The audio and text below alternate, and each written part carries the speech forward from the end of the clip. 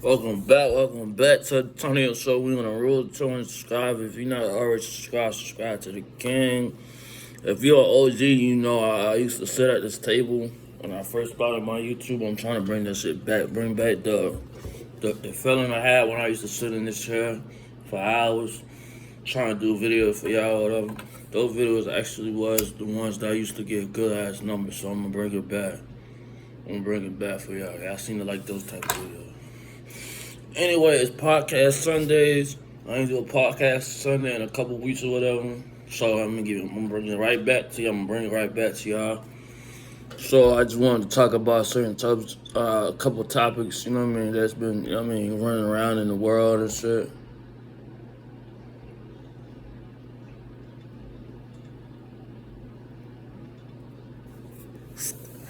First of all, I want to say rest in peace to PNB Rock.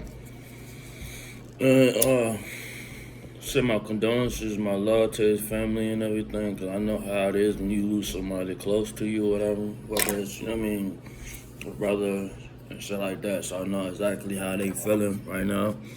So I do want to give my condolences and my prayers to the family, his kids, and everything else. And, you know what I mean, I don't know. My thoughts on that situation is deep because when you look at PNB Rock, he seems like a real good, positive person. And from what I've seen, like people that are like real cool with him or like they really fuck with him, they have nothing but good things to say about him.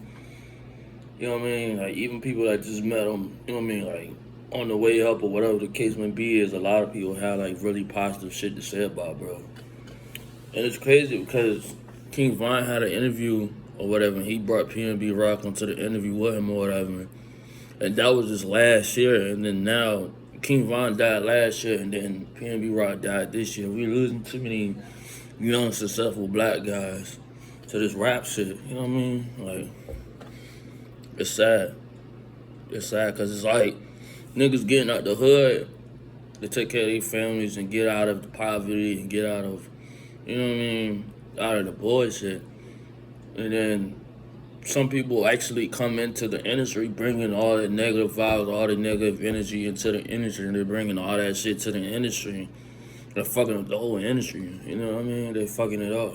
So back in the day, niggas was in the hood, niggas was on the block or whatever the case may be is, but once they got into the industry, they kind of like left that lifestyle alone, you know what I mean?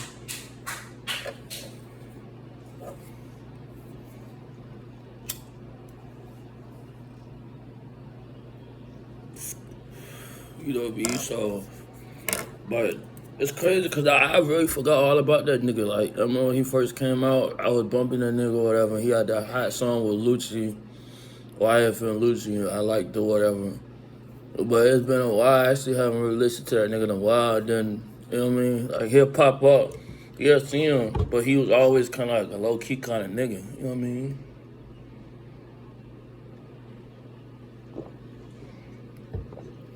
But from what I heard, he went to like a real like even niggas that was from Cali. They said why they was questioning why he went to that specific.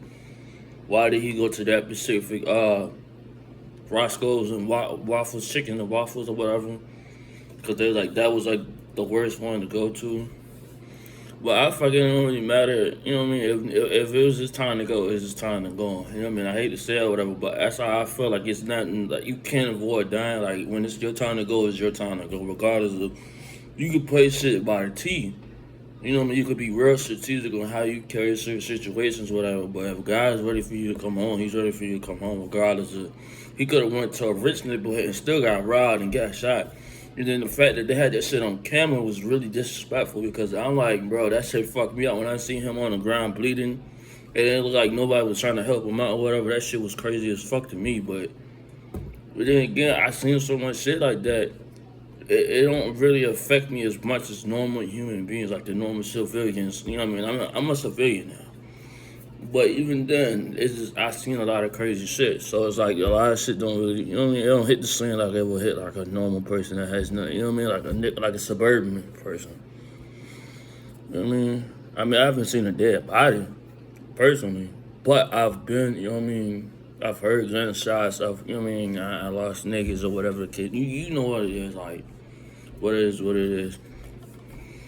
Let's change the subject, whatever. So who y'all think is going to win the Super Bowl? You know what's crazy? A lot of teams that's been trashed for so long, they starting to like, cause even Cleveland Browns, they came a long way. The Jets looking good this year so far. Miami's look Miami, I think is 2-0. That's crazy, like it's crazy as fuck. Cause Dolphins ain't been nice since they had Ricky Williams. Even when they had Ricky Williams, they were still trash. You know what I mean?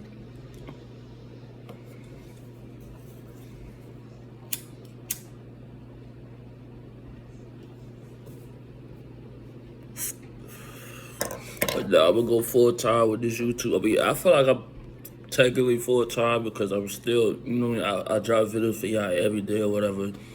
But I really want to take this shit to a whole nother level. I started out I got a Patreon. That's gonna be linked in the description box of this video, and then I got a whole nother. I have 2 other channels. I haven't really done nothing with the third one, but the second one, I definitely got a couple videos up there. I'll leave that, you know what I mean, in the description box or whatever. So I'm trying to, you know what I mean, because this YouTube shit gotta work, bro.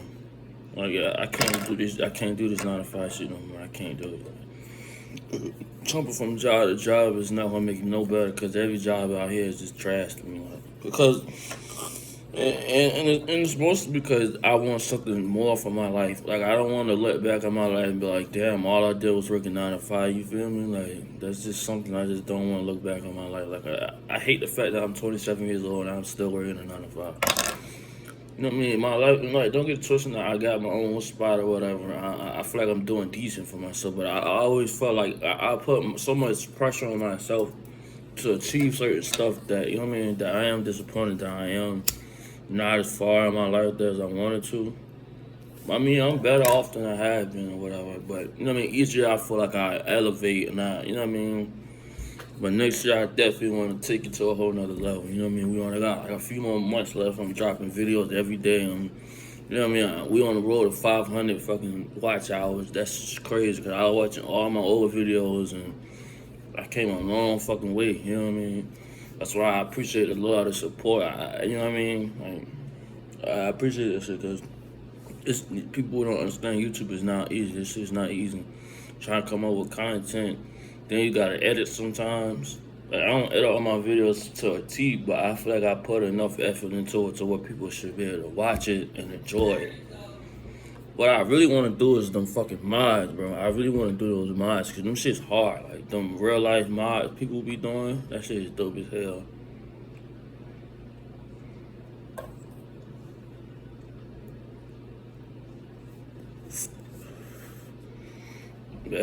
Y'all ready for G Herbo album, yo?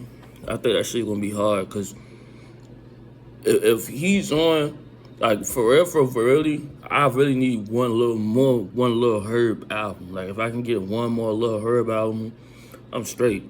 Cause Lil Herb is different than G Herbo. G Herbo is like the flashy, the money nigga, the pain. But the motherfucking Lil Herb, that was the hungry nigga, the nigga who ain't had the money for it, the nigga who was really trying to get into the game.